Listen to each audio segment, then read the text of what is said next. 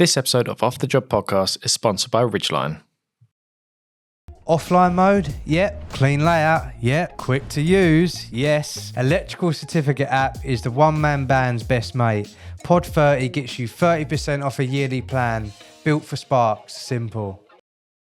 Welcome back to another episode. We're not just saying it today, we've got a special guest in. Who are you? My name is Kieran. I'm Pete. And today we have Kimmy, but we want to get to know Kimele, if I pronounced it right. Yeah. And Kim and Cam and all the rest. We want to know what everyone don't know. Everyone knows about the electric side, but Kimmy Sparks. there's so much. You've tried everything, like not to sound it in a bad way. But it's facts, isn't it? Well, I've tried 95% of things. 95% of things. You've been on an elephant. Oh, you know what? That's on the 5% of the things I haven't. There you go. So I think we should go all the way back with you because there's going to be so many stories. So let's take it back from where you're from and how you ended up in the UK. Okay, so grew up in a tiny little village of like 100 people in the middle of nowhere in Lithuania, actually. Grew up on a farm. My first pet was a chicken. My second pet was a pig and then a cow. I love this. Yeah, and then we eat it for dinner. I'm like, Nan, where's my chicken? And she's like, oh, we're having it for soup today. So that's Did you name it? Just chicken. Oh, just chicken. Like it just made it easier. And that's kind of like the lifestyle I had, basically off grid. So recently, actually, I posted a video of me showing the turf Pete, off grid, literally using solid fuel. Everything we eat was homegrown. Yeah, I see that. Yeah. So that was the life I had. And then my mum, she was like, oh, look, I'm going to go live abroad for a year. And then if it goes well, I'll bring you guys over and then we'll move to the UK. And I said, okay, I don't even know what that means. I'm only 8 years old. And my mum lived in London, done well. She brought us over and she's like, look, when you land, just don't point fingers. Ask all the questions when we get back in the house because it will be a lot different to the 100 people that you've seen in the village. Mm-hmm. And I was like, what do you mean? I landed and I was like, what? Straight into London, North London as well, Tottenham. And I was like, what the hell is this? Like there was just so many people that looked so different, so many different cultures, so many different foods. And that's where I learned my English. And obviously I learned it in Tottenham with the other kids that were like speaking Londonish. So I learned Wagwan before I learned hello. Learned shower things before I learned this is great. Yeah. So when I learned enough of that kind of like London English, I had to unlearn it because I was like, oh damn, this is not going to get me anywhere. So hence the accent, because a lot of people are like, what the hell is your accent? Because you sound a bit like gang and then also a bit like Essex-ish. And so mix and match. And fast forward, here we are. Any other questions? How was it? I hope so. How was it going into the schools then? Going into the school? Yeah, like when you started school here. It was quite interesting because in Tottenham, they've basically somebody that looked like me, which was blonde with blue eyes, was the minority. I was the only one in my whole year that looked like that.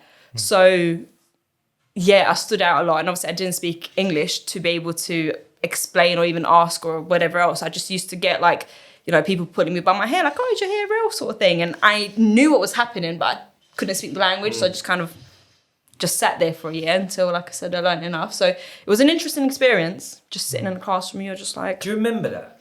Like very well, vividly? Yeah, well, again, that whole visualization thing. Yeah. I remember it, yes, but just... You ain't got pictures in your head because we'll get onto that as well. Yeah, no. That weird stuff. So it's just more like a story within a story within a story. So I remember all these stories from, yeah. I just think it's like, obviously I've not done it, but like I've got friends who come over from places and they didn't speak English, obviously as a kid, but then obviously, because like when you like, grow up in England as a kid, you don't know obviously what English is, what language is, you just pick it up, don't you? So I'm just trying to think like if you remembered being just talking like Lithuanian and then all of a sudden having to, how does that work where you just pick it up as you go along halfway like through your childhood? I think as kids you learn a lot faster. I know you sponges kids, aren't they? Do you know and I think because I had no choice, I was enrolled in a school, so I was exposed to the language at all times. And actually I used to watch Mr. Tumble. Yeah. How old are you? Just turned 29. Have you? Yeah, so Mr. Tumble, obviously he's like speaking slowly and showing or whatever else. So I used to watch that and be like, oh, okay, well, there's a picture of a cow. And he says cow, that's the cow. Yeah. So slowly learned. And actually, I learnt it within a year. So I came Started here. going around going, hello! No, wagwan. Oh, what? Hello! You Look into my spotty bag, fam. Literally, I actually used to speak like that, and I got the walk as well. You know, the little bop as if something's wrong with your leg. Yeah, I did that. But yeah, I learned English within a year, very fast. So I came in year 5, and by the end of year 6, I ended up actually getting a trophy because I got like top marks for like an English spelling test, and they're like, "What the hell? You learned it within a year?" Basically, I'm a genius without blowing my own. No, you too are. much. Yeah. So yeah, and I think. I kind of don't remember the process. It just sort of unfolded because I understood what people were saying just because, you know, you're kind of observing what they're pointing out or whatever else. And the next thing I know, I was speaking. And here I am. So obviously it'd be rude to completely miss out the electric. So how did you end up getting into that? So when I was in college, I did psychology, sociology, philosophy and law. And I was supposed to go to Birmingham Uni and do a 7 years master's degree in becoming a psychologist. But I thought, you know what, let me take a gap year. And somebody was like, oh, we've got a job in like an electrical shop. I was like, oh, great. Got there and they're like, oh, no, it's an electrical office doing admin. I said, oh, this is boring. Like, I didn't even know electricians existed. I always just thought, they're just there. On the wall, yeah. Honestly, I know it was like I'm an adult, 18, and I used to walk into a house and I just thought, it just is. Yeah. I never thought somebody actually has to place things there. So then I started doing admin in the office for the electrical firm. But honestly, I didn't care. So nobody wanted to speak to me because they just knew that if they asked me questions, I'm like, nah. And after about a month, I was like, wait a minute, this is actually quite interesting. Because I used to have to type up the reports and send invoices. And then one day I was like, send an invoice. And it was like a lot of money. Was doing the purchase orders, the accounts. And one of the guys was getting like $7,000 a month. And to me, back then, I was like, what the hell? That's like, I'm getting paid like $1,000 after tax a month. And he's doing all of that and he's getting paid how much? I was like, I can do that. And then my boss, that proper old school Caribbean man, he's like, that's not a woman's place. Like, what are you talking nonsense for? And I was like, you know what? Because you said that, now I feel like I really want to prove you wrong. And then I went out with the other electricians after work. And they was doing like a lot of element changes, which is kind of like, is it a plumber's job? Is it an electrician's job? And after a few leaks, very bad ones, where I thought I drained the tank and I pulled the element out and the water was gushing. I tried to put it back in and the water was hot and I was like, sugar. And I was like, water everywhere. I was like, oh my God, I don't think plumbing's is for me. Yeah, I want to be the easier job. I never thought Sparky's done that. Elements. See, it's a 50-50 job because you have to put in the electrics. I always thought plumbers. Well, no, they do change. Anything you're dealing with water should be a plumber's job. Yeah, but all right then. What about the electric spark? Obviously you call the electrician after. Yeah. Oops.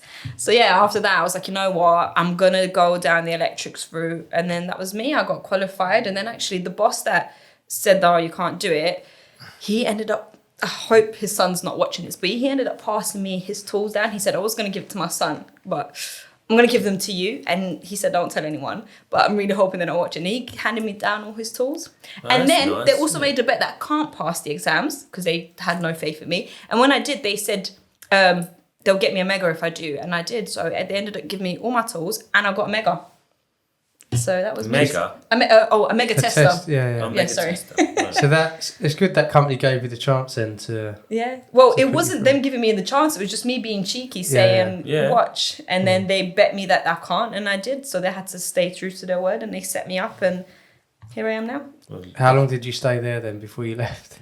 Oh, not very long. 3 days. Yeah. It was literally just a few months. Actually, I ended up getting pregnant. So I was in a relationship. I was like, you know what? So in love. I'm like 18 now. I know what I'm doing. I'm an adult. Let's have a baby and buy a house. And so actually did the first bit of my electrics as a very heavily pregnant woman. So I had to go on maternity leave, which my boss was so mad about, but I never returned. How was that juggling that? Must have been hard. Obviously becoming pregnant and. I think the hardest thing was walking into a job and like you're standing that way, someone walks in like, what a woman, you turn around, your belly's like that, and they're like, She's never going to get through that loft hatch.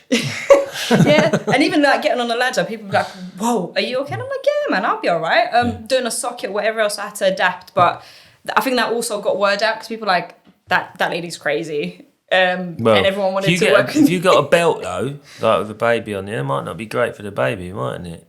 Oh yeah, but obviously I work safe isolation. Oh yeah. You know, I'm not saying, but it does happen to Sparks. Well, it could. Have you had a belt in your life? Maybe. There you go. I cannot confirm nor deny.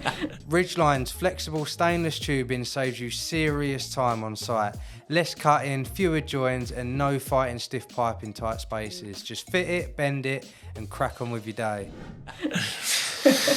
But no, credit to you though. So like, yeah, then you had to have time off, obviously, because you had the baby. Well, I was self-employed, so I'm like, look, who's stopping me from taking my baby on a job? So I used to get him in a little buggy, and obviously a lot of the stuff, you're just like connecting stuff up, and it's like not a building site. You're working in a garden or whatever else. I'm like, okay, I'll bring him here, put him down on a little mat, and I'm like connecting the sockets, and I can see him. And I thought that was normal because I think when I got into electrics, the way I did it as well was very different. I didn't do an apprenticeship. I kind of, what I did is I basically kind of set up a self-employed thing where I would get clients and then I would subcontract those to electricians and tell them to take me as an apprentice. Right. Because obviously it's hard to get. That's very clever. I know.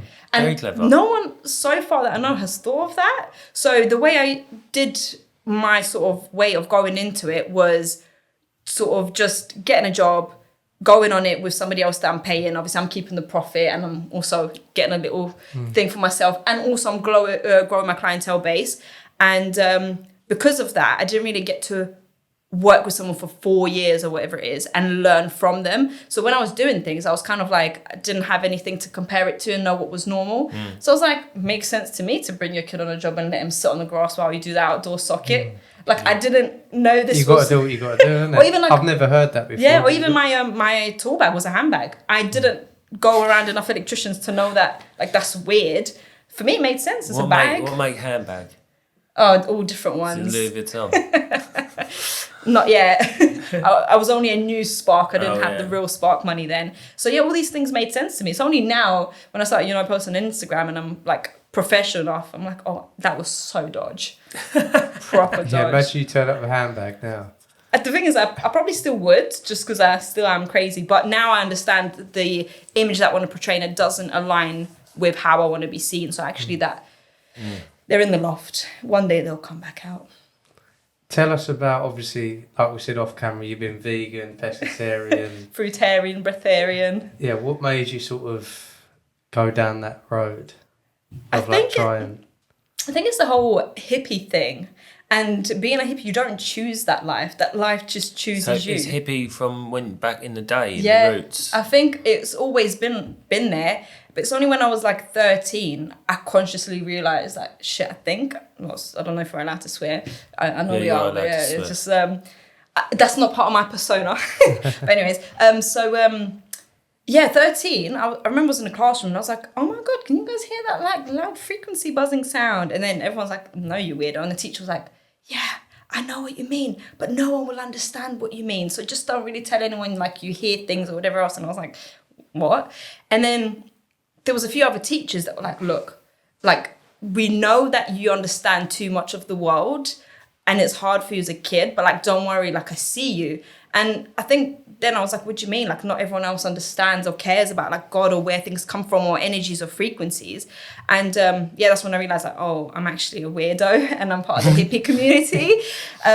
So then I started looking into it and the only things I could find was on like Facebook back then in America. So I was like, oh my God, like I couldn't find anyone in the UK that was sort of into that kind of stuff. Enlighten me on this, right? Because that's the first time I've heard of it. I didn't know hippies had different frequencies. Yeah, there's different types of hippies. The same way there's different types of tradesmen. Right. So, and even within that, you've got different kinds of plumbers. You've got ones that come in and like some compression things are leaking. The others say it's not. I don't know. That's all plumbing talk to me. But in terms of the hippie world, you've got like different categories and different levels. So you've got some hippies that's like vegan, yay, airy fairy, and then like love and light. And then you've got the other hippies that's like no shoes. And then you've got like different levels. Or the other hippies that's just like off grid.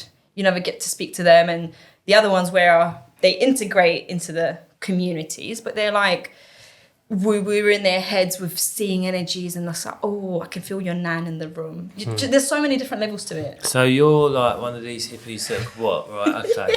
So, no, I don't see people's nans and stuff. No.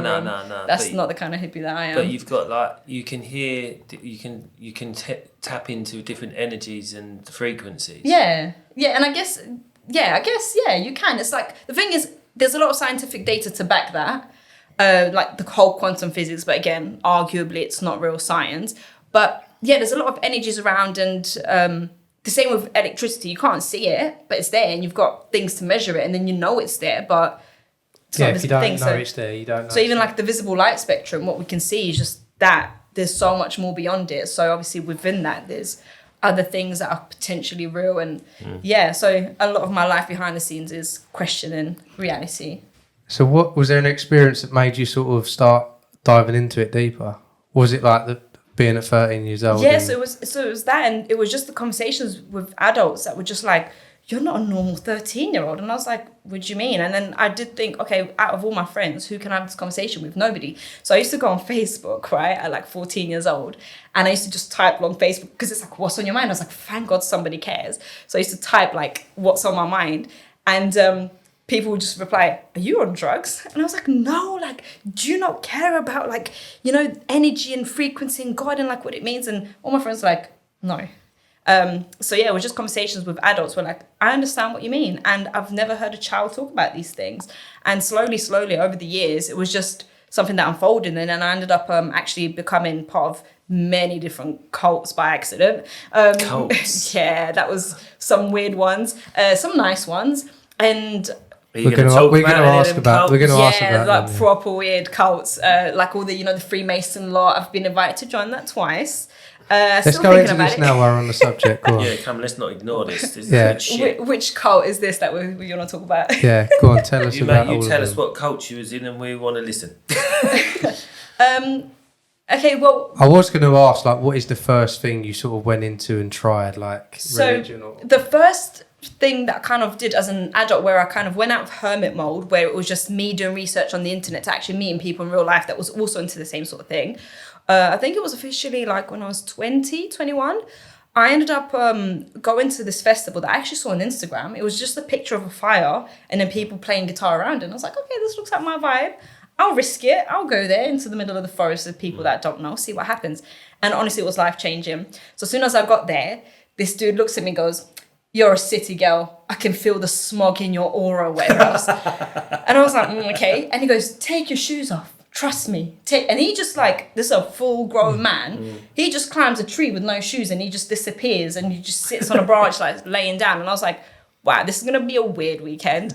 So I'm just there like with all my little makeup and shoes and matching outfit. And I'm sitting there and then everyone's just like doing a lot of crazy hippie stuff that I've read about on the internet, but I've never seen it in real life. So, everyone's like, kumbaya, and like half of them are like naked because they're like nudists. The other half are like drumming and like spinning their hair, and then everyone else is on drugs in that corner. And I was just like, where am I? What is this? And they had like a cuddle tent and people were just cuddling in there. Like, it was just so many things where I'm like, okay, I've read about it, but I'm actually here in real life. So I kind of sat by myself, taking it all in, like, whoa, this is crazy.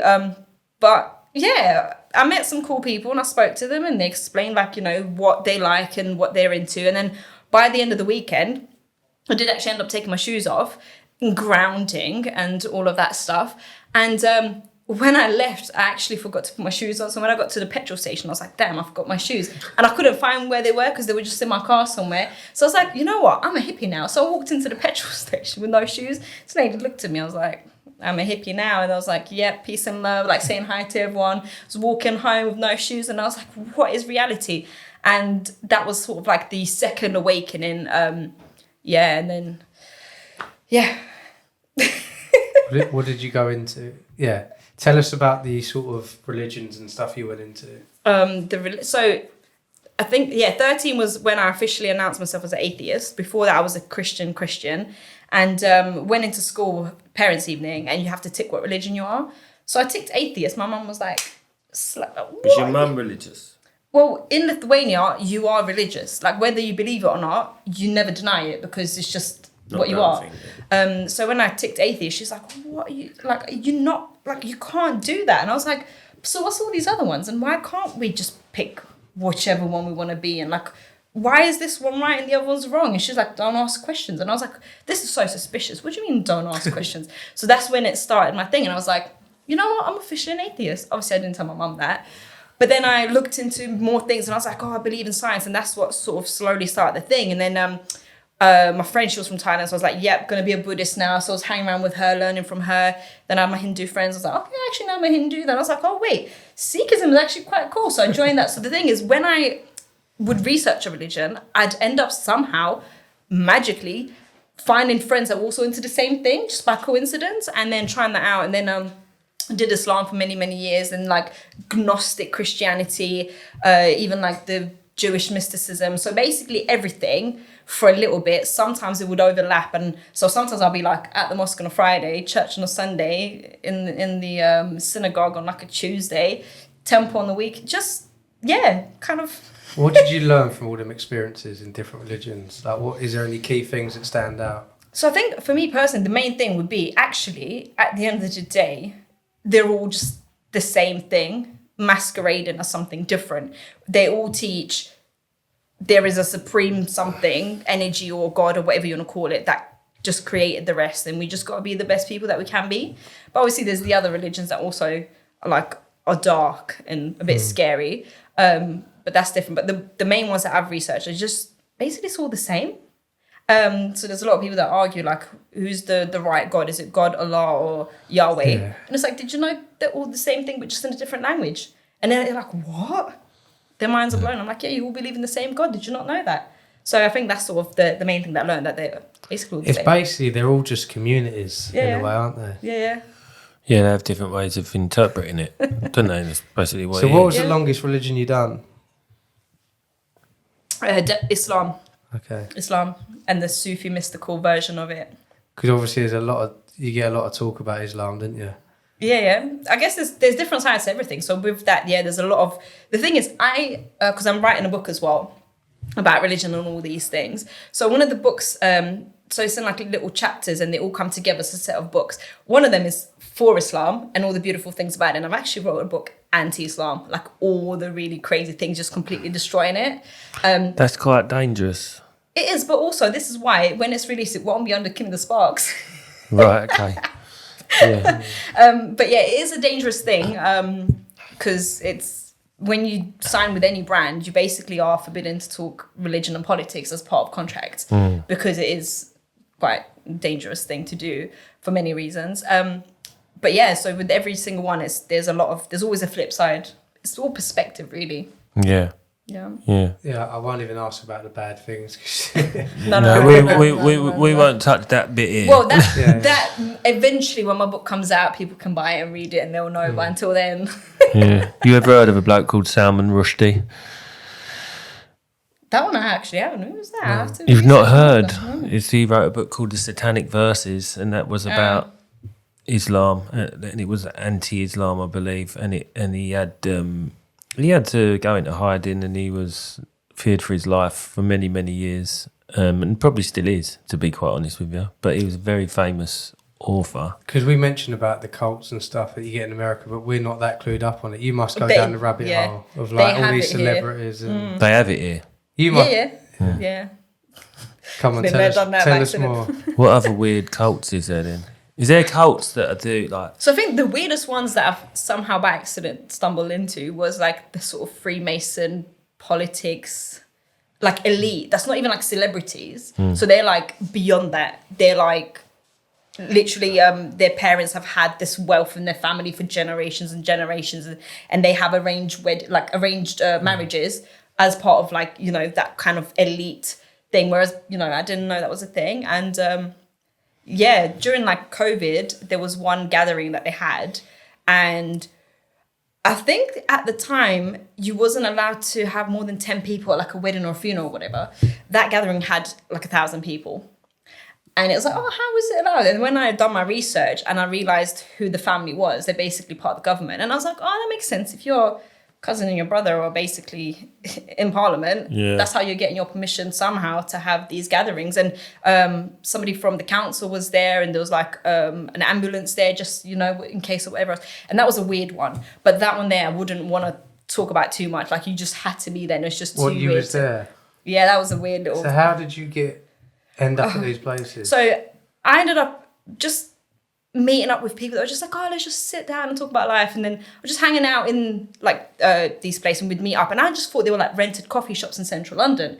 It's only after I realised these were their houses. They actually live in these multi-million-pound mansions in central London. And I was like, wait, this is your house? And I was like, who are you people? And yeah, that's when I realised that these were like the elite. And then that's when they were like, oh, do you want to join the lady Freemasons? We think you'd make a great leader for the lodge. And I was like, what? So yeah, that was a whole little story of how I got involved by accident. Did you join? No, so I told them to give me a month to think about it, but then I read some stuff where they said it might be hard for you to leave, and obviously that does also, there is a lot of conspiracies behind it, and I thought, as much as I'd love to go in there and get all the secrets and leave, I don't think they'll like make it that easy. It's almost like they would tie you into it once you're in it. Yeah. And then that's because like you got to go of through a lot of celebrities rituals feel as well. trapped. Yeah. Rituals. Yeah, so this is not a conspiracy. This is literally, you can go into their museum and they'll tell you the rituals. So the rituals are, you go through like a week initiation, and you kind of like, one of them involves you basically laying in a coffin and just pretending you're dead for like a day, to just kind of like get your mind to remember that this is a temporary life. And then all your Freemason brothers or sisters, but we still call each other brothers, not we, as in I'm not a Freemason. Yeah, and they just kind of gather around, and you come out and they like congratulate you, and you have to kind of like walk around and like get rid of everything to kind of symbolize that you get rid of everything and you're not joining Freemasons to gain anything. It's just like so many things, and that's just the initiation stages that they publicly tell you about. And I was thinking, okay, there's about 33 degrees of masonry that we know about. What are the other initiation stages that I might have to go through? And they don't tell you until you're in it. Yeah. And then obviously you kind of have to swear that you will look after your brethren. So if something, let's say if we're both Freemasons and you really mess up, I'd have to be like, no, he's all right. Like you have to cover for each other kind of thing. Right, yeah. No matter what. So it's just like, yeah, I was like, yeah, if I go in there, I know I won't be able to stop. I want to go right to the end. So I was like, you know what? Let me just not go there. Have you ever been in like a sticky situation with any of these cult things? Not really. I think I've always known I'm in charge. Like at any point, you can I'll just leave. Yeah. And then what? You'll fire me, and then what? Kill me. Then what? My life's over, and then that's it. Like, yeah. Do you know what I mean? Like I don't know. Like I've not really been scared of it's pretty things. deep. There's a lot of things that go on in society or in aristocracy and stuff that we don't know, and we probably don't want to know, and we're not aware of. I've not met anyone of that ilk. Yeah. You're probably the closest to it at the moment, but you're not even in it. I'm not even in it. Just all my friends are. But yeah. So it's a touchy subject, I guess. But you've probably just stayed on the outskirts, know about it, but not getting it. Got in enough to be trapped in it. I found like the best sort of neutral place where I'm in and out of all the different worlds, but I've never like fully stepped in and sold my soul and gone into it. So at one point I remember was all hanging out, and everyone just looks like hippies. So everyone just got like weird looking mismatched clothes and no shoes. And then this one guy, he's with Extinction Rebellion, like, you know, doing all that Just Stop Oil stuff. And he is homeless. He's squatting in a building in central London with all his mates. And they was like, oh, we need an electrician to bypass electrics. I said, no, thanks. And then the other guy there was like, oh, we just donated £2 million to jet fuel research with me and my mate. And I was like, what? And then apparently he owns like all the same buildings in the street, and he's like some super rich dude. And I was like, what? But what connects them is just like being hippies. It was a weird place. So with the hippie thing, is your mum or dad show any signs of that energy thing? No one in my family. No one. No, they're just like, you're weird. Just but... you're the Damien of the family. But that's mad. That's mad. So you getting that energy thing round this now? Do you get it? No, so I'm not one of those like mystic Meg type. I was going to say, I've got a lottery ticket in my pocket. No, so for me it's more about like Neo Matrix sort of thing, and it's about understanding that this reality is anything I want it to be, and I can get anything I want, and I can think of it, and I can make it reality. Manifesting. And then, manifesting. So how far can I push it? So once, and this was actually last year, April, I wanted something and it was like 10 grand. And then my friend's like, you can manifest that. And I was like, 10 grand in 2 weeks. I was like, nah, I think that's a bit too much. And she's like, I know you can. I was like, you know what? Let's do it. So I had no idea how I'm going to do it. So I ended up booking this thing that I needed to have the 10 grand for. And I went there and I literally had like 7 grand. So, which I manifested within that time. And then there was literally like 2 days left before I needed to make the payment, the full payment. And I didn't have the 2.5 grand. And I was like, that's going to come from something. But I had full faith. So I walked in there now. And the guy's like, oh, are you ready to make the payment? I said, oh, sorry, my banking app is down. And I was like, shit, because I have no idea like how that's going to happen. But I had full faith that I'm going to manifest that thing from somewhere. And then what happened is some lady replied back to an email that I sent like months back. And she's like, oh, I'm going to transfer you like 2.5 grand deposit for this job. And I was like, okay, I'll take it. So literally she transferred and the guy came back and I was like, yep, here's your 10 grand, paid it, done. And I was like, oh my God. So I've done these kind of small things where I'm like, even the Range Rover, I was like, want a Range Rover? Don't know how I'm going to get it. I told all my friends I'm going to get it. Literally a couple months later, I showed up with Range Rover. But that story, I can't share how I got it. But that's I'll tell you off camera. But that, again, so I've had so many small things where, so this is the thing that I like, which is understanding that I can get anything I want. So even with the social media electrician thing, I'm like, I can get any brand deal. So I'm like, I think I can do Ford, which is EV, and also a petrol station in the same month. And then SO reached out. I was like, sick. And then I thought, I wonder what else I could get that's like so different. And then Santander reached out and I was like, oh my gosh. So it's like, where do I stop? So now I'm on like this little thing. Oh man, a minute. Give me the lottery. Win the lottery tonight. Do you know what? I've played the lottery twice ever in my life. You should really play it more. With that energy you've got, you should really play it more. So the first time I played it, bought a ticket, I won 20 quid. The guy's like, you should do it again. I said, okay, I'll do it again. And I won another 20 quid. And he's like, you should do it one more time. I was like, ooh, what if the luck runs out? So then I never played it again. Why wouldn't you? If you've got that energy about you. But what if I don't win it and then I'll feel shit? But you can get anything you want. I know. And I think that's the kind of hippie I am. I hope I win the lottery tonight. I really hope I win the lottery tonight. Do you class yourself as a hippie then? Unofficially, yeah. Like I say I'm a hippie, but I'm really not. I'm just like a normal girl that understands how to glitch the matrix. The matrix? Yeah. All right, Neo. Yeah. Trinity, actually. Trinity, sorry, yeah. I couldn't think of Trinity. Yeah. But yeah. Is there anything you do outside the electrics? Yeah, so I guess I was part of a like Web3 company, crypto, stocks, shares, did that. That took me all over the world as well. Like went to Dubai to all the exhibitions, meeting with these people that were like really big out there. One of the guys had a helicopter and he's like, oh, my son does like helicopter lessons, but he's so small that his thumbs like struggle to land it. And I was like, oh, okay. And they were sitting there and I remember I had this like £5 bracelet that I got from like the souvenir shops, and he was like, oh, is that rare pink jade? Yeah, we get that with when we get the diamonds from this place. And I was like, nah. And he had like a £1 million watch and all the other guys were talking, and I was just sitting there like, okay. So I was part of like this the crypto Web3 thing that we did was like developing an app. I ended up leaving that just before like they broke through, but again, that was just it wasn't aligning with me at the time. And then what else did I do? Organising festivals. I also played like the drums, music. I was an artist liaison manager for some artists as well. Designing websites. I design websites for most of my clients that come to me for electrics, like landlords and stuff, do their websites. There's just so many things. Clothes. I make clothes as well. So like the on the tools dress, I made the yellow one. I made that myself. I make clothes as well. Because you do so much, what do you see yourself doing in the future? The same thing that I'm doing now, which is basically every few months something different, but keeping the electrics as like kind of like, you know when you have a cow and she's got the thing on her neck and the I don't know. Hole in I'm the not from your village. Well, okay, or a Can you goat. do- I've got say a the dog. old cow. Say Or a a dog dog. or a cat. Yeah, there you go. A dog with a leash. Yeah, I know what you mean. I got one in the garden. Keeps grass down.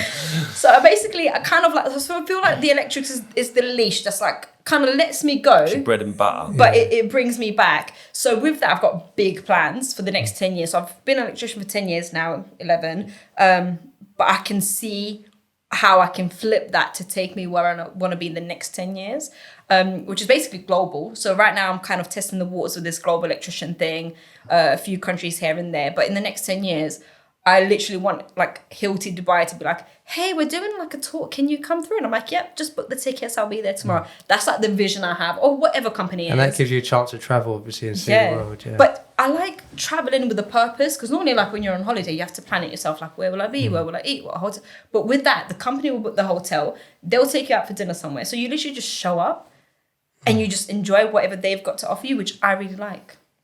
So yeah. So become a speaker. Basically, yeah. Which I didn't realize, but I already am. It's only when install a show, send an email saying, thanks for your speaking thing that you did. And I was like, oh my God, I actually already am a public This would speaker. explain why you know so many people in so many different cults, because you don't stop talking, and that's the thing. You're a good communicator. You meet people. You are a good speaker, aren't you? At the end of the day, and that would explain it to me. I was going to say that earlier. It's because you make yourself busy and you talk and you interact with people a lot. Is there any religions you got left to do?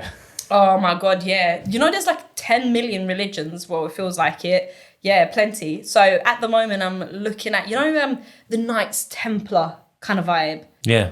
What is it? That's like Da Vinci's Code, Dan Brown. Probably Batman was part of it. Oh, what the? I ain't got a clue. So St. John's the ambulance, Yeah. right? So they're like Freemasons based off like Knights Templar from way back. No?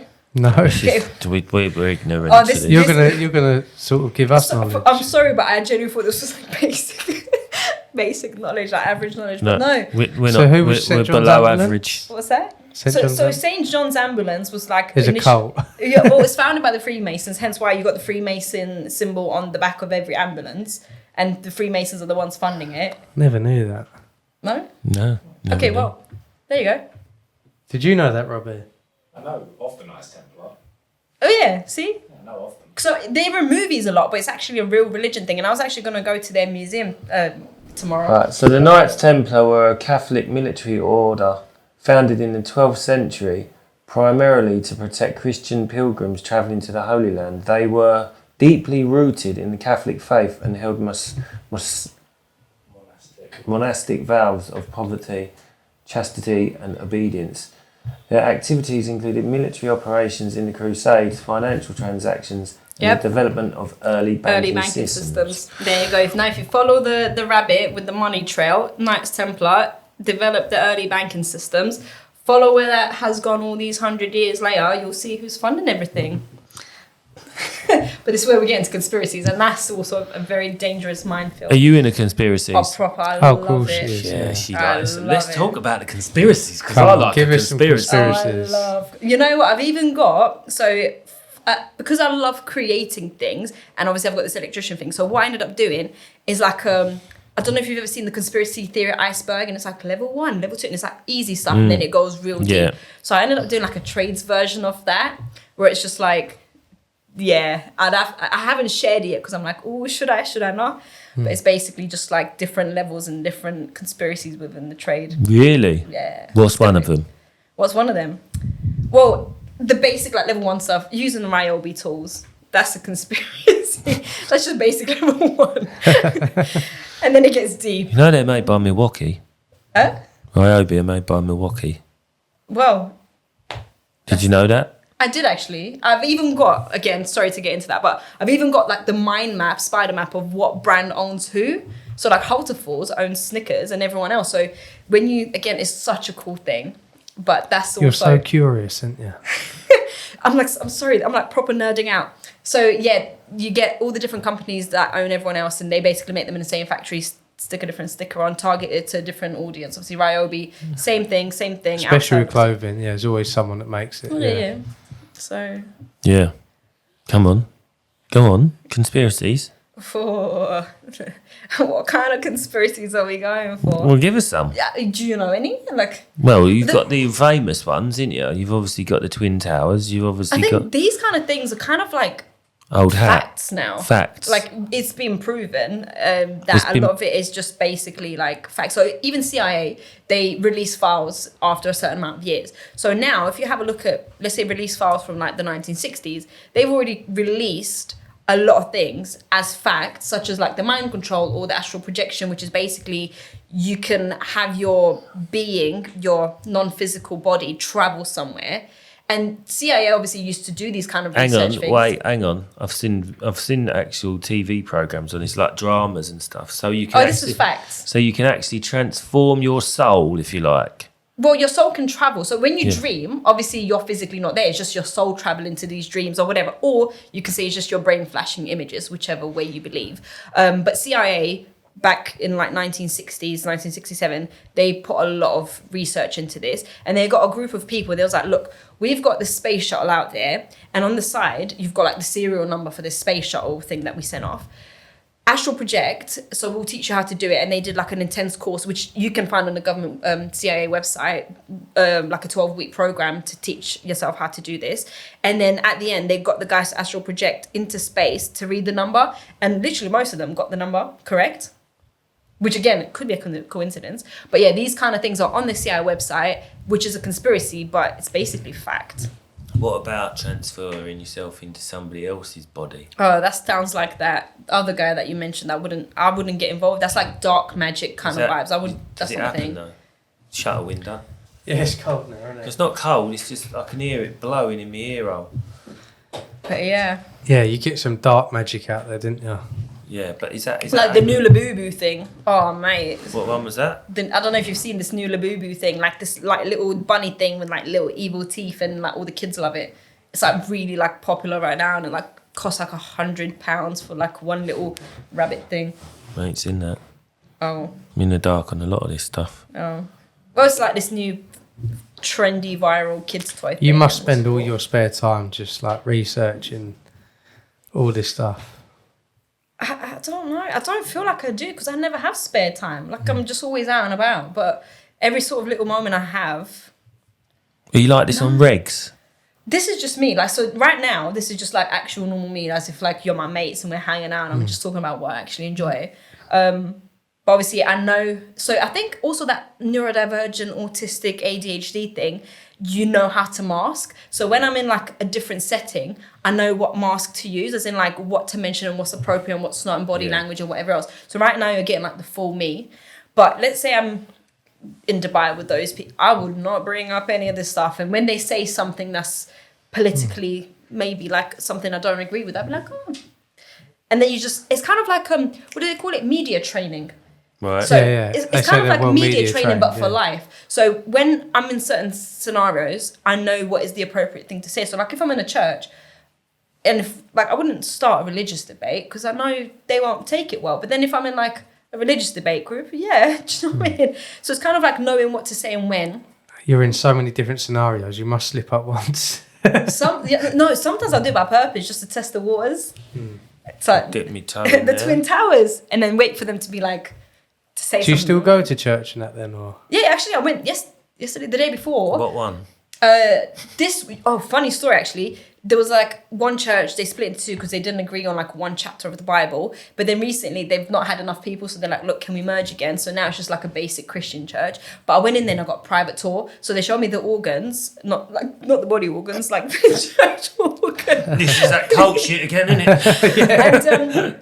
And because obviously I went there as an electrician, as Kimmy. They showed me the electrics that power the wind and the turbines that power the organ, and then the bell, the church bell. Before they used to have the rope and they were like ding, ding, ding. But now it's electric, so they just press a button and it goes ding, ding, ding, ding every hour. So they showed me all of that. But again, the conspiracy part of me was like, oh my God, is this an original church bell? Because in the UK, you know, they took down a lot of them and they melted them for guns during the war. But there's a conspiracy behind it that they had healing frequencies, da da da da. But because I went there to Kimmy Sparks, I had to act normal. So I was like, oh, this is very fun. Can I take a picture next to this bell, please? But then I'm going to post it on my personal conspiracy Instagram. Like, oh my God. Da-da-da. Don't you think it's mad? Like these, like following a religion, it's just following a book. Yeah. It's crazy. And isn't it? even within that, like I said, there's so many disagreements. There's like 1,000 different versions of Christianity. And each Why one do- has like different Bibles and... A lot of people go to religion for like help, didn't they? And mindset. They might have been in a bad place, and then they go to religion to, I don't know, feel that community. And It helps. unless you're born into it, but yeah, a lot of people go into it. I think to refine themselves. I suppose. Yeah. Would you say? Yeah, I think that helps. Sometimes I go through phases like that where I'm like, feeling a little bit lost. And I'm like, oh man, I wish I could like... Find myself again. Yeah, and then I I'm know. like, and I look at all the religions, I'm like, I've been there, done that. Yeah. Which one should I go to tomorrow? Somewhere boring. And then I just find myself again. You go through religions like Bonnie Blue does blokes. I hate the fact that you're right. I've never known anyone though to trial different religions. There can't be many people that have done that. Have you met people? What about when you go to religion? Do they know your history of other religions? Or do you keep that like... No, again, sometimes I'll mention it. So sometimes when you go to a place, you'll see like there's people that's there that's also been on a similar journey, but they will never mention it until someone else is on the same vibe, and you kind of like drop hints, and I'm like, oh. Do you go like this across the church, and then you lock eyes and go, like the me whole- and you are the same. Yeah, so I had that the other day. So I went into a church, and they normally you have a white Jesus, but then you're like, oh, blue-eyed, blonde-haired Jesus in the Middle East. Oh, that doesn't really make too much sense. So I must have said that. I was like, oh, I kind of said it, scope out the vibe, and the guy was like, I know, and I was like, so you kind of like drop more little things, and in the end it was like, oh, we're both in the same level, but he actually believes that church, and he's like, I never want to leave because my family went here and blah blah blah. I don't want my kids to take over, so I kind of had to pretend. As a whole, which one do you prefer? Oh, I can't. No, you can. Okay, Sufism, which is the mystical Islam. All right. Yeah, It's the what? the mystical version of Islam. Mystical So version. Muslims are kind of like Sufis, but then Sufis are like, yay. They just kind of believe that everyone is on a path to find God, whatever religion you are. Are they But- hippie Muslims? Yeah, basically. So they kind of think like, okay, cool. We'll the cleanliness part. We'll do our best to, give charity. There's a lot of rules and regulations. They follow that from Islam, but then they're kind of like, look, everyone is sort of just they kind of accept everyone in different paths to God, and basically hippie Muslims, and that's like my favorite one. Yeah. That's, I mean, you've enlightened me because I never knew this about you. Yeah. I did a little bit. Yeah, we had that proper bonding session on the night out. Yeah. That was when I was homeless. That Yeah. was when you had your homeless I Love London jumper. But that's like we was talking about that because you've got all these senses, but you can't visualize shit. Yeah, but it works so well because if I could visualize, I would visualize my goals and I would stick to it. But I can't visualize nothing. So I'm like, I can't even visualize my life in the future. Is that where you go? So that helps. Yeah, and I also don't get attached to things because if someone's in my life, you're there, but not in a rude way. Once you're gone, like 2 days later, I'm like there's just, I don't get flashbacks. There's a blank space. Yeah, it's you're kind not, of like... You're not thinking of all the good times. Yeah, so I'm kind of like, if you're gone, you're gone. So... But is that not sad though? Because It like, is can in you some think about the ways. good times, like remembering? Yeah, so I don't have dementia. I can remember things, but it's not like... You can't visualize the picture. I'm very of that. present. Basically, there's kind of like all these stories of monks going in the mountains to just be present and just be I'm in the picturing now. monks going in the mountain, but you can't but do me, that. That's was what I kind- love, No, just but being I was present in I was the born now. like that. So like I have to be present because I can't really visualize the past, like even what happened before I came in here, and I can't visualize the future. But that makes me because I don't care. So like my belongings, if I don't see them, I don't even know what. So like you're- it doesn't matter. You're a like, shit witness then, aren't you? Yeah. Oh my god. The worst thing is if police stop me for any reason. I think and we've been through this, me and you, before when we spoke about it on the night out. Yeah, and they asked me questions. So the worst one was I just drove into the UK yesterday, and the guy's like, "So, how long was you at the UK? Like, no, when did you re-enter the UK?" And I went, "What, me or the car?" And the guy's like, "Well, is it a different thing?" And I was like, "Yeah." And I had to explain it all. And then he's like asking me questions, and he's like, "When did you get your car?" I was like, I don't know, maybe 2, 3 or 4, maybe even 5 years ago. I genuinely have no idea. And these things, they don't really matter, I guess, in a way. yeah. So that way, I don't get attached to things. So like, if I have a job and then like, let's say 2 weeks later, I don't, I'm like, whatever. I'm in the now. So it's very cool. But also when I did find out that other people are not like this, I did cry for a week. I laid on my sofa for a week and I cried so hard. And my mum said, don't tell anyone because people are going to think you're a weirdo and no one want to be friends with you because that is just weird. So I didn't tell anyone for a while. So I used to be like, yeah, I can visualize. Yeah. That's mad though, I isn't it? think I'm similar. Well, I must be if I can't see a star. Yeah. But that's it. It helps you live That's in the it. moment. You try and think of the star and you can't see it. It's weird to me. Yeah. Or like anyone, even like picturing my loved What? ones' So you faces. can actually visualize a star? Robbie, can you close your eyes and see if you can visualize a star? Red star. Just like a red star. Can you like actually see it? You can't. You can see it in your head with your eyes open. You can't even do that. Sick. You can't. If you close your eyes, You can. you. How the hell can you just? Well, but it's the way you like translate it, innit?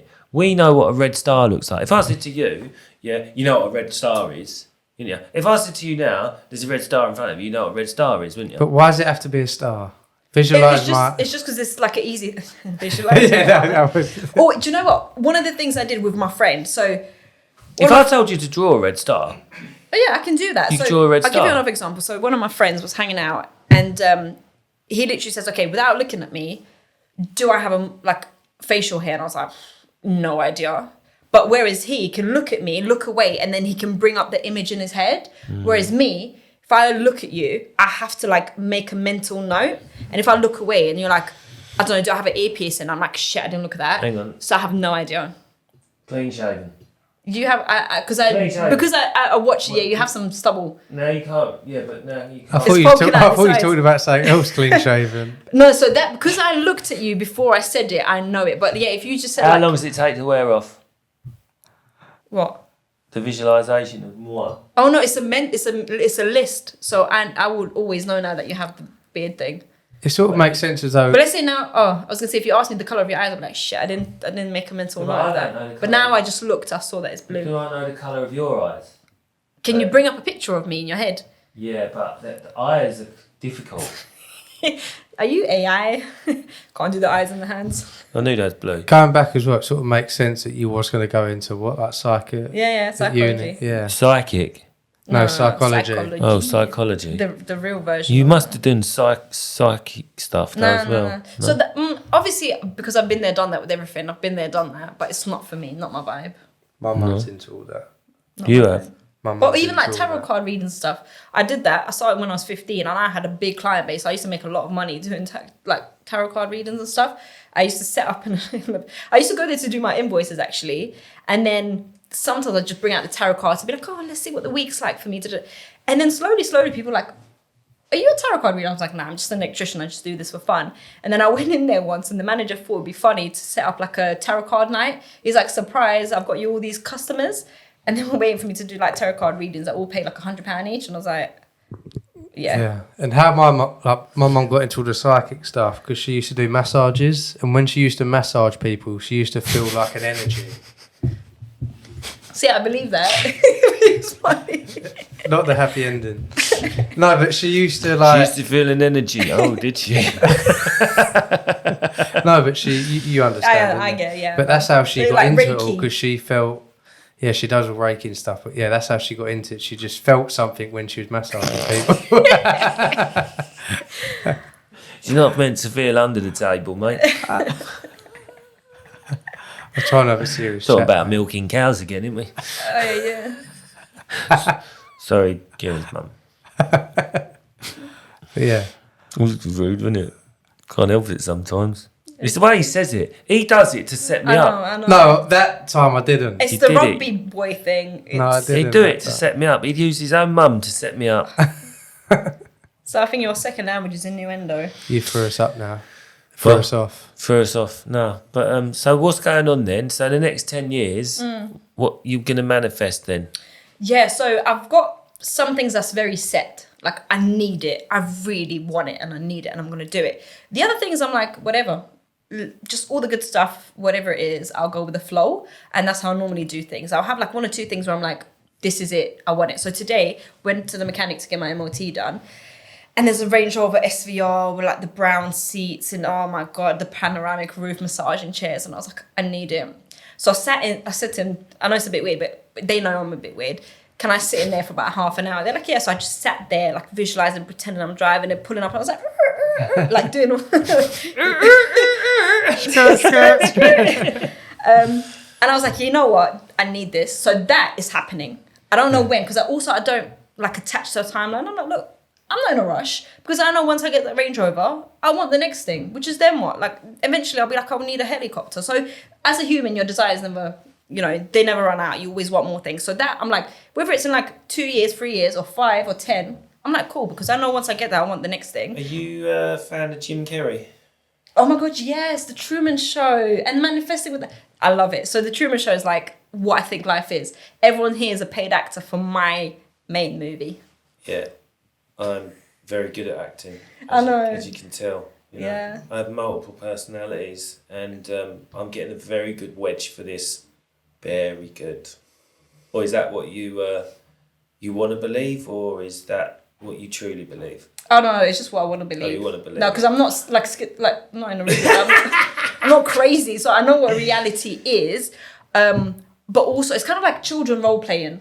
Like I know they probably think that Rock's not an actual like, you know, fairy or whatever else, but they just kind of play along, and you know, you pour the tea and believe there's tea coming out. I kind of see the same thing with myself. Like, why would I like just pretend life is boring when I could just pretend it's so fun and like everyone's here for me, and I walk into a room and like nothing was here before I walked in, and like everyone's a paid actor for my main star movie, and I think that's a lot more fun than like you wake up. But you can picture that then.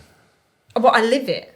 You live it. I don't. That's the thing. I don't picture it in advance. I can just show up and I'm in the moment at all times. So yeah.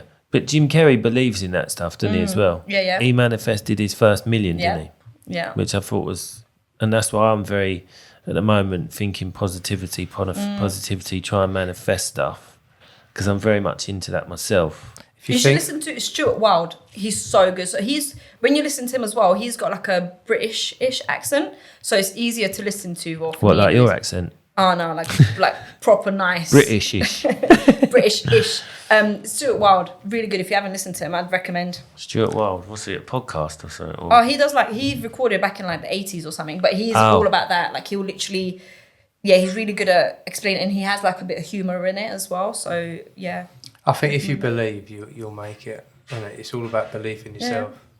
I've got to manifest some shit. But the thing is, you can't just manifest. You've got to put the work in as well, haven't you? Yeah. That's the thing. You have to kind of like it meet all in the middle. aligns, Yeah. Because, and even then, when you get desperate for it, you kind of like push it away. Because I've had that before, and I'm like, I need it. And then I just can't get it, and I get frustrated. So then you never get it. But when you kind of have to find negative energy. Yeah, so it's kind of like a magnet, like you end up repelling it away. So you have to find a sweet spot, which is actually really hard. A sweet spot of wanting it, but not too much. But knowing you'll get it, but not rushing it. And when you find it, that's when literally I'm like, you know what, I want this, I want that. Even like this today, I was like, I would love to do a podcast today. And then I messaged you guys and you're like, today? And I was like, tomorrow, yesterday. And I was like, sick. Exactly what I wanted. And it's when you start noticing these small things, and then when you build trust that you can manifest these small things, that's when you move on to bigger and bigger things. So like before, all I wanted to manifest was like 20 quid. And then I moved on to 100. And then it was like, could I do 300? And then it was like, last year it was like 10 grand. And now I'm like you build faith and you just manifest bigger amounts each time. Or bigger things. If you manifest a tenner, you don't really, really want it. You don't need it, but you can manifest it. And that being the fact that you don't really want it, you keep that on the sweet spot. And then you work your way up. Yeah. Because then after some time, 10 grand for you is energetically the same as a tenner. Yeah. Because you don't feel like it's out of reach, because you feel like you can, because you can. It's kind of like gym. You don't just go straight to like, I don't know, like 500 kg or whatever. Like, I don't lift, so I don't know. So you have to like work your way up. It's the same kind of thing with that. It's like a kind of like a muscle. You work your way up to believe in that. Actually, I could just walk up and lift that, like, because I've built my strength. So it's kind of like that. Like, yeah.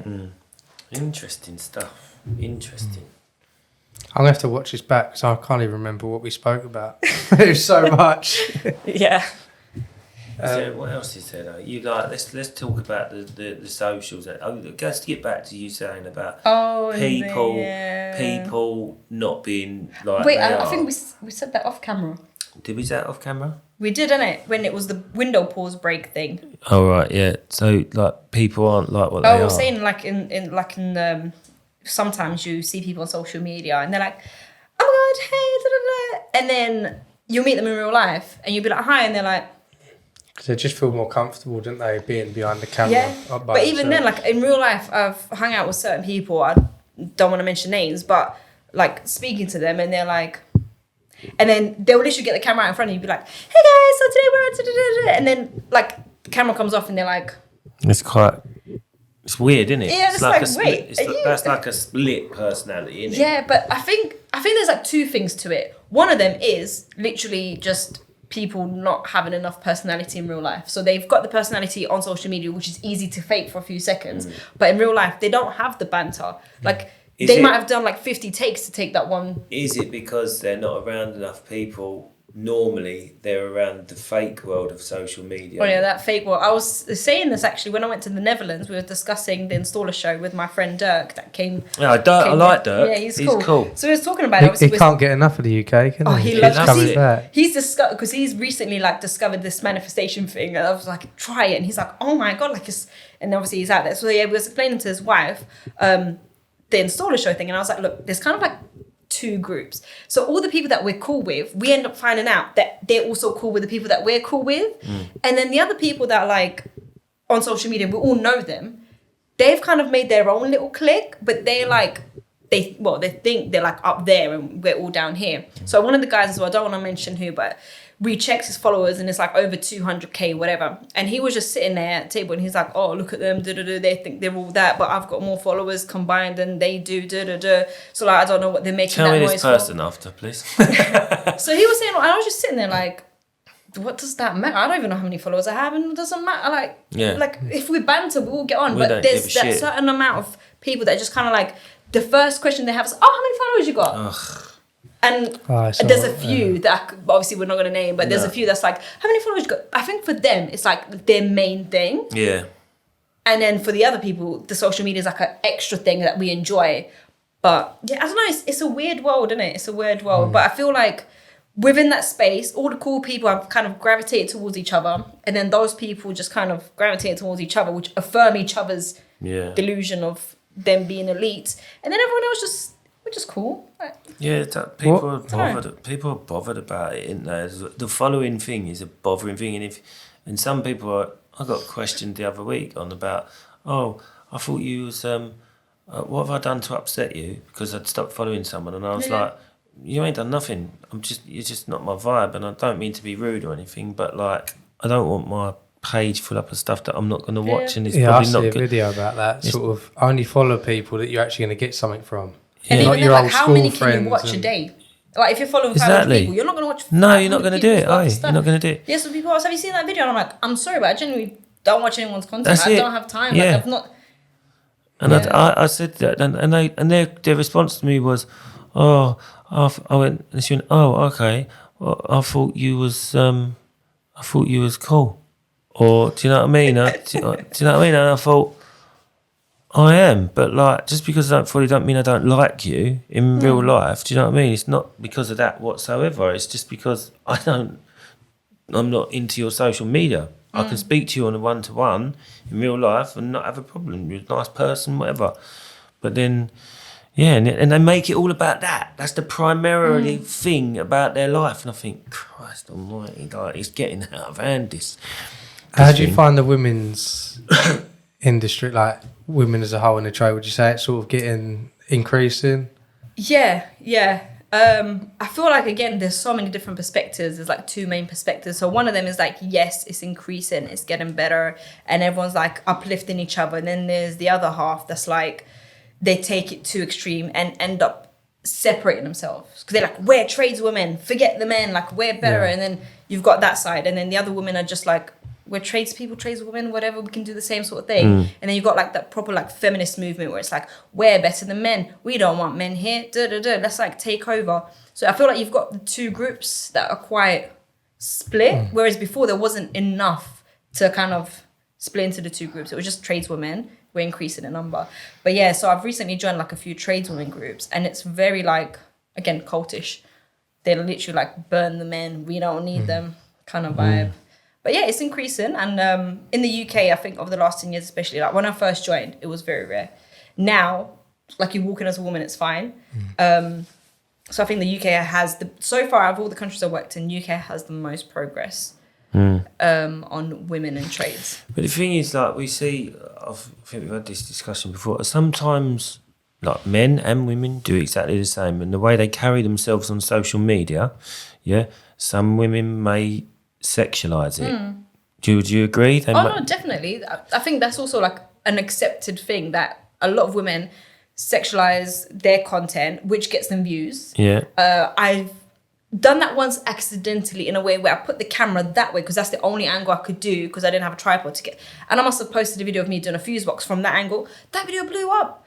And then I didn't get it. I was like, wait, what did I do different? And then when I saw the comments, I was like, oh, so basically I just got the angle with the butt that way. Right. And that made my content pop. And I was like, oh, my content could blow up so much if I was just to sexualize every video. But the thing is, that's what I've done. I've taken the piss out of videos lately. Yeah, with an Australian chippy. Do you know what I mean? Whether she's a chippy or not, I don't know. Or it's just an OnlyFans. But I know exactly who we're talking about. Every time I see it on my algorithm, but it's basically taking the piss and just having a laugh and banter, which she's comfortable with. She's all right with. But serious trades women who are saying they're serious trades women are doing stuff to sexualise content, and at the same time they're not liking the responses they're getting. And I think to myself, if you made it more about your job rather than how you look and this, that and the other, because what I see is when that happens, they'll get the bad vibe from the men, because there are some arseholes out there, men, who will comment on them and try and tear them down and then say all this about women. And they'll say, I shouldn't have to put up with that malarkey. But what the women are not thinking about who are doing that is the fact that other women see this content who would think about coming into the trades. Then they see these arsehole men making the comments and these like perverts and whatever, then thinking to themselves, I don't want to go into trades. When the trades isn't like that, really, is it? In real life, I don't know if you probably suffered like sexism. You've probably suffered it, but it's not as bad as like when you look at a page like that and all the comments are pervy, because the real building sites are not like that. You might get the odd one, the straggler or whatever, but they're not like that, and it's discouraging.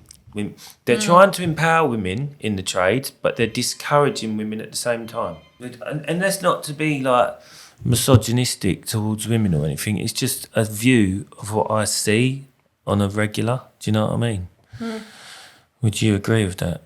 Yeah. Yeah? Yeah, no, I do. This has been a very different conversation to all our other guests. Yeah, it's mental conversation, isn't it? But we need this is just scratching the surface, guys. That is scratching the surface. I know she was holding back on a lot. I want to find out the other stuff. Yeah. We'll do a part 2 off camera. This is why I really wish I could have made it to the paintball, because that, you know, when you guys were talking about CT1 at 1 o'clock in the morning, I was like, if I was there, what? Well, actually, I would have enjoyed that conversation because, I was enjoying myself that night. Proper. I wasn't there, so I don't know what happened, but I heard you guys had a lot of fun. We shared a tent. We had a lot of drink.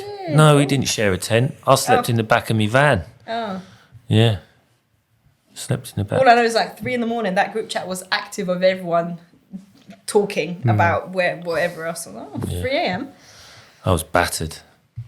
But yeah, thanks for coming on, Kimmy. Thanks for accepting me. Yeah, thank you. It's been very interesting, enlightening. Explains a lot. That's why she's come with that outfit today. It's like that Literally. energy and Cam like the the Chameleon. Was colours. it Joseph's multicolored dream jacket or whatever you call it? Yeah. Hopefully, That's a musical, It's by the way. dream jacket. but hopefully people have learned a bit more about you now. You're probably going to get questions asking about all that stuff now. The next time you see people. Do send me a message and I'll send you the link to pre-order the book. Yeah. When is the book released? The thing is, I ain't started it, mate. I keep getting close, and then I find a new religion. I'm like, oh, now I've got to add that in there, and the book's just like growing and growing and growing. Chapter 380. Yeah, but you could just make another book. So yeah, that's the 10 years thing. Now time. I'm like, Part you know what? two. I've got to just split them up, and so yeah, soon. I think within the next year and a half. Part 2. Well, thanks for joining us. Remember, subscribe. I'm pointing to the subscription sign on the screen. Yeah, she is as well. Look, put subscribe and comment and like, and that really helps out the channel for engagement, and it makes your viewing more entertaining. So, send some stories in for the overtime and all that. Yeah, because we got some good stories this week, didn't we? So, yeah. Cheers, Kimmy. Thanks Thank a you, lot. Kimmy. Thanks a lot, guys. Thanks a lot, everybody.